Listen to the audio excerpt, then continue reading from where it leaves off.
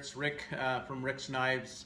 I just kind of wanted to follow up on a video I did the other day on a little stitching pony. It was a tabletop, kind of a throw together 5-minute little item here. Actually, I have it right here. Anyhow, it's just a wood clamp with some leather glued on, and I've made several sheaths with it. Works awesome. And then, as I spoke in the previous video, some of the thread gets a little tangled here and there, and it's not quite the right height, and depending on your tabletop anyhow. But it works good, and I would continue to use it. But I had day off today, and I was in the garage and thought I would just see if I can throw together over the next day or two or whatever. This video is going to carry on here and there. A stitching pony. So I'm going to let you guys follow along with what I'm going to do for my design, and I'll catch you up kind of what I have going on so far. Anyway, this is the block. I think this is maple, and I have these are about 17 or so inches. This is going to be kind of the beginning of the stitching pony, and I will shape the tops and get some carriage bolts and kind of make it so that I can adjust it. This will have a base, and then I'll try and make it swivel so that I can turn it as I need it. Anyway, I'm going to let you guys follow along this build. There's 100 of them out there. Check those out too. There's lots of good information out there. If you're anything like me, you look at several, and then you kind of decide what you like out of each one of those builds and do your own. And I'll just kind of let you guys follow along. So what I have so far is I need to shape these so that I have the jaws not quite so wide, maybe about 1 inch or so. And I think to do that, I'm just going to use this piece of tape and give myself my little radius that I'm going to need to shape out of there. And I'm going to take it to the bandsaw and take the majority of it off, and maybe fine tune it with some block planes and some sandpaper, and then I'll bring you back. Okay, so little disclaimer, I'm going to film me using my power tools. If you see me doing something that's not safe, don't do it. And if you do, it's on you. Anyhow, I'll continue.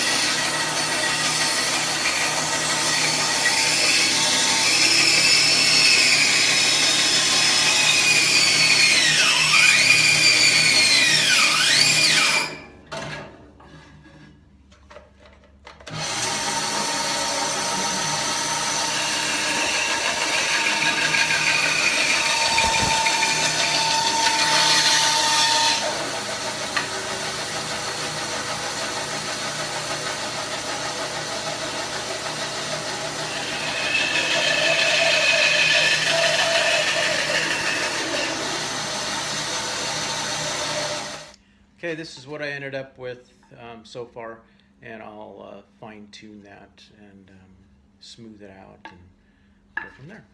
Okay, I'm going to shape, I think, some of this radius on my belt sander, and we'll show just a tiny bit of that also. It's nothing.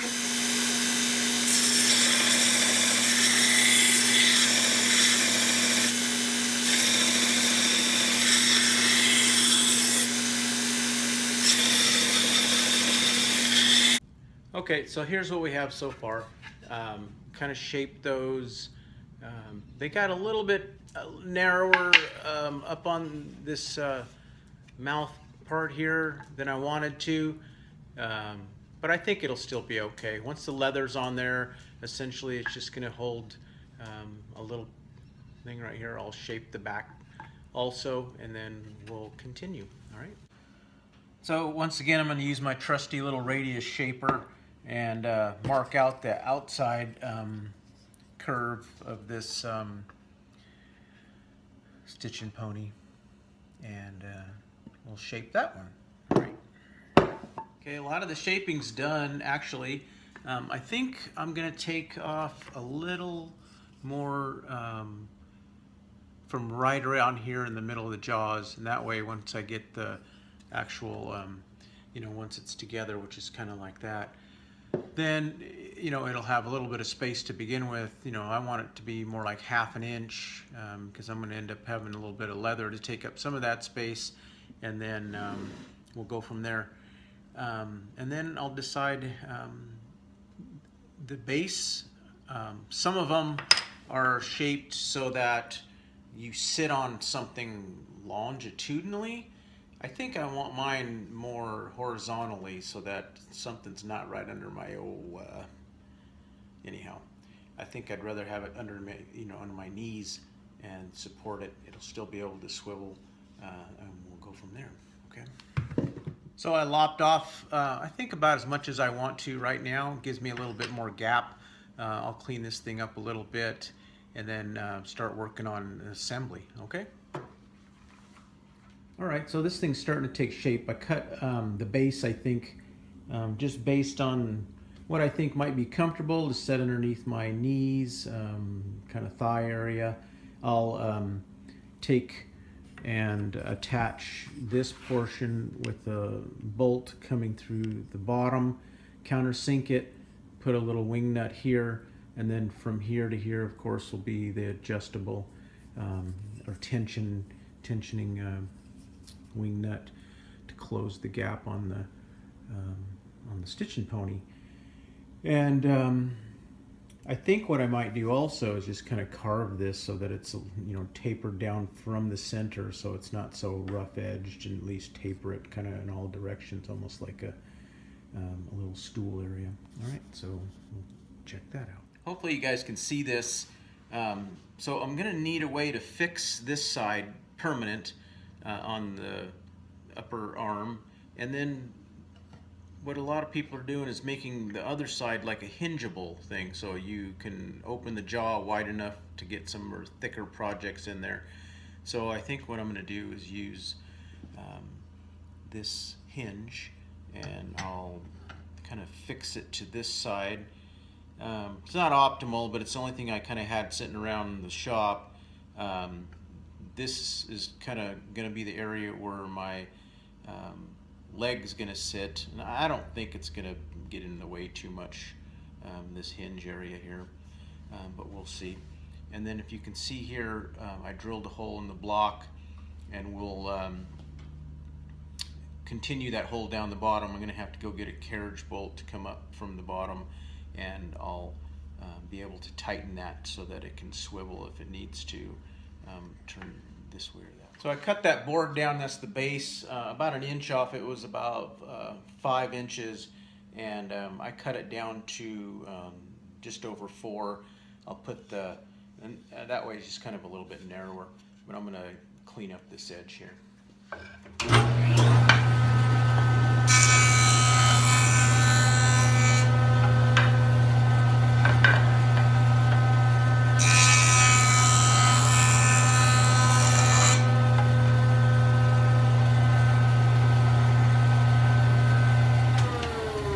I'm going to find center so that I can mark the hole to drill the hole through the bottom of the base.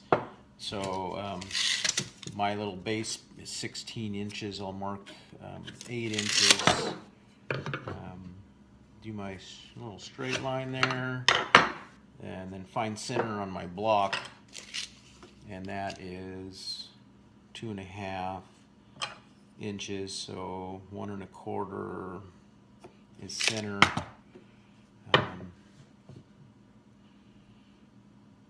So it'll sit kind of like that, and I'll square these lines up on this side.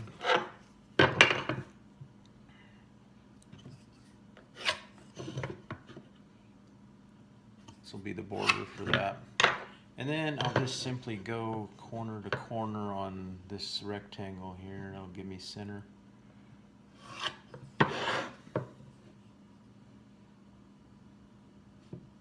All you real carpenters out there cringing on certain of it. But this is a guesstimation of where I'm going to drill that hole, and it'll be center enough for this project. Now that this board's sitting on a flat surface, I can kind of see it's not straight. So it's, you're not going to be able to see it on the camera. Anyhow, it's kind of shaped more like that to some degree, not a whole bunch, but I kind of like that because I found the crown on the top so that when my legs are on here, there's already just kind of a slope just barely going down this way. I'm not going to fix it, put it through my joiner and all the other things I'd need to do to fix it. This project is going to be fairly simple, and for what I want to achieve, I think it's just fine.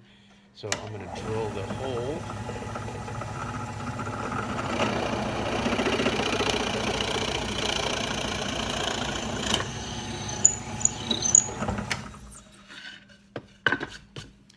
So this carriage bolt actually is for these, when this goes in here. I bought it a little bit long because I thought my jaws were going to be a little further apart, but I think I'm going to have to get another one. So I'll probably get a little 4 or 5 incher. I think this one's a little long. And then I'll get another one that comes through the bottom. I'll drill a hole countersink so I can kind of set that through, and it sits down just a tiny bit below the surface. That'll work. So I put a Forstner bit in my drill press. I'm just going to go down a little bit at a time. I'll test fit this carriage bolt and make sure I don't go too deep. There.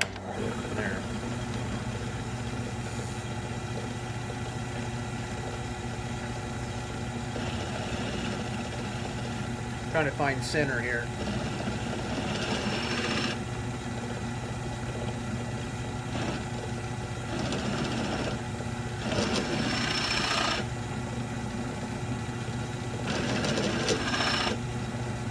That looks pretty good.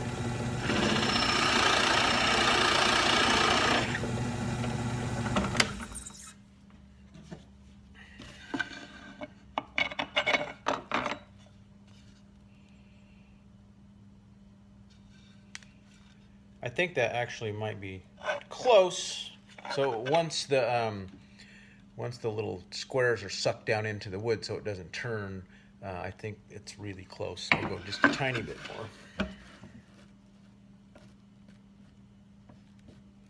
Get back in the hole I was in.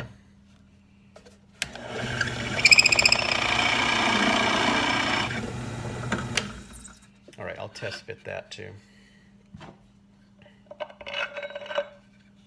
Yeah, that's going to work good. So I'm just going to bring this over to my little bench vise here. I'll straddle it between there and just kind of give it a good whack or two.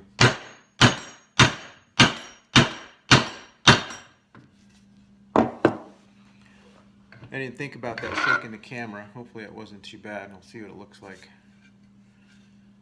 That doesn't look bad at all. It's kind of, could be maybe possibly a little bit shallower. We'll see. So the hole's drilled in the base. This is going to go on top. You can kind of get an idea of what it's going to look like.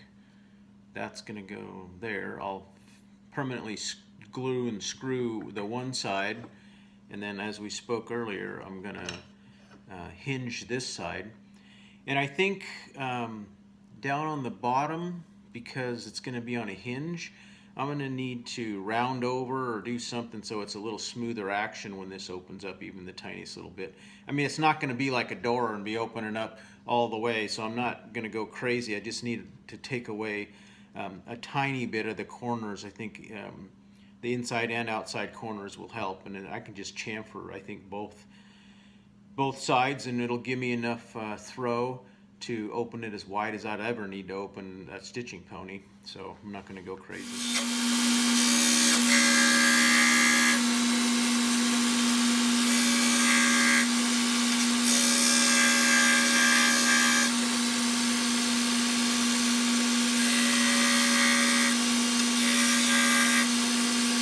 So as I was kind of fitting this, I kind of found a flaw, and I did find a flaw in my design. So if I want this thing to swivel, obviously I can't fix it to the base like I thought I was gonna with this kind of a hinge. So at some point I'll go to the hardware store and get some new carriage bolts for this and this. And I think I'm gonna find just a little clam hinge and recess what I need to here and on the block so that it hinges from the bottom and kind of can do something like this. Simple fix, and I'll show you guys that when I chamfered that little area so that hinge sits flush there, and I'll just mark it out, and then I'll mark the other side. Probably do a little chisel work.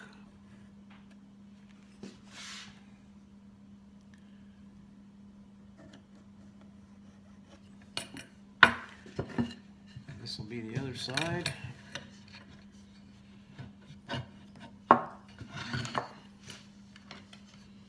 This one was already chamfered a little bit, but I might do it a little bit more just so that hinge sits flush. Mark that there.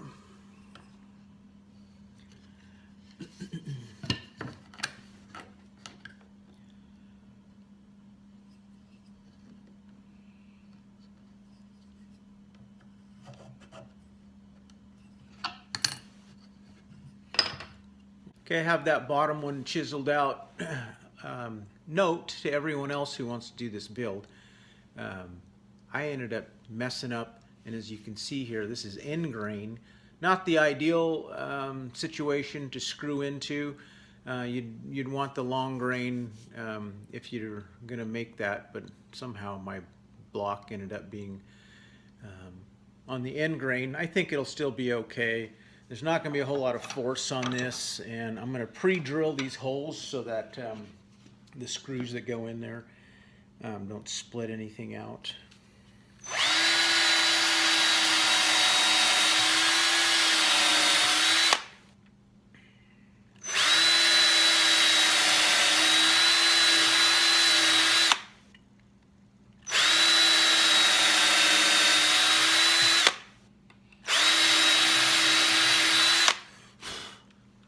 The other thing I want to show is what I did off camera is countersink the holes on this hinge so that these sit down a little flush, and that'll help to set things, because when it's like that I want it to be as narrow as possible.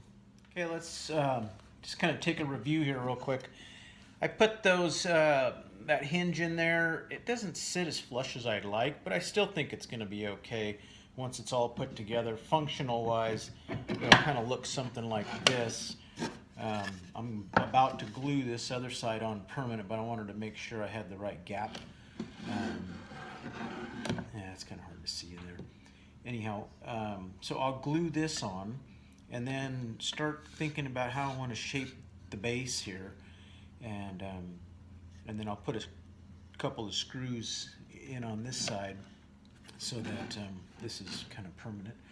Then I'll start thinking about putting some leather on the jaws, cleaning it up before I put the final assembly together, do some sanding, maybe put a coat of clear coat on it or some oil, and I'll kind of bring you back when I'm in another stage. Okay, so while this is still kind of gluing, I'm going to countersink a couple holes and put a couple screws in.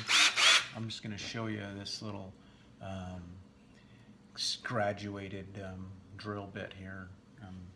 No measuring, I'm just going to move 4 equal holes here and get it screwed in.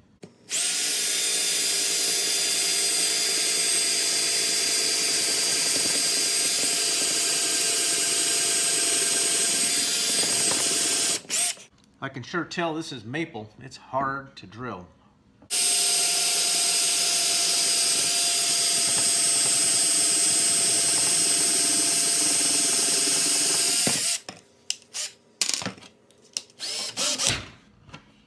I just got a couple of wood screws here I'll throw in there.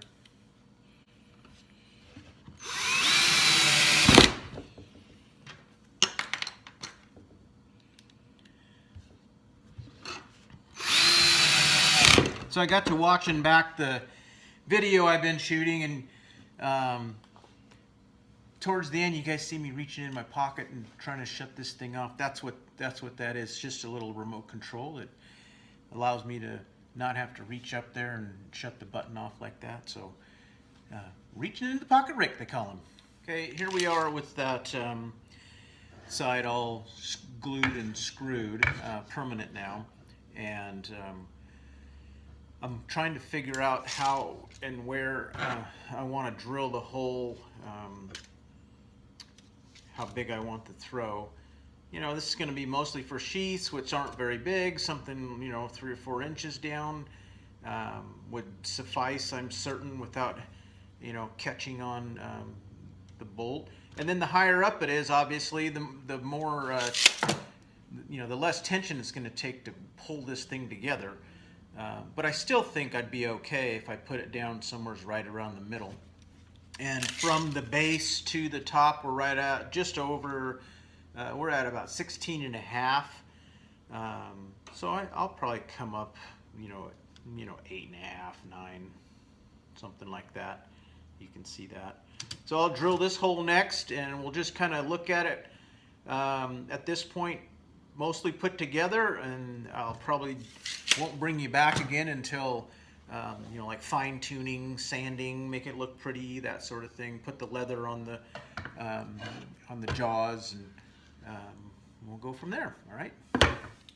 Okay, I'm all done with the build. I'm going to show you a few things I did off camera. If you can see that right there, that whole area, I rounded over or chamfered quite a bit, because even with this hinge, I didn't get much throw on the jaws here, and I kind of wanted more than it was giving me, and it was putting a little more tension and pressure on that area right there.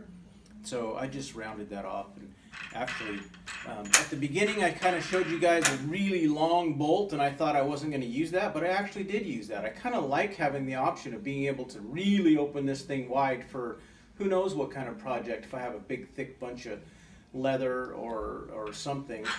And so for right now, I'm going to leave it long. If I see that I'm not using it or my thread gets tangled in it, kind of like that tabletop version I had, I'll cut it off, round it, sand it, and then leave it like this. I kind of cleaned it up, sanded it, put a few coats of oil on it, and then I used some contact cement and put some leather on the jaws. And so this is kind of how it'll work. I like that these aren't very long, so that I can just kind of slip it and slide it in here. And the height, I think, is perfect. This is a sheath I'd made quite a while ago, and it looks like it's going to hold pretty good.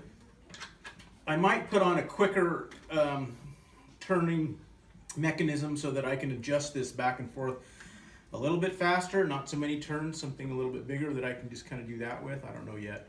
But anyway, I think I'll have plenty of room to just kind of come in the house and do a sheath and just relax a little bit. So for, you know, a day and a half's work or whatever, with some maple scrap I had around the house, I don't think it turned out too bad.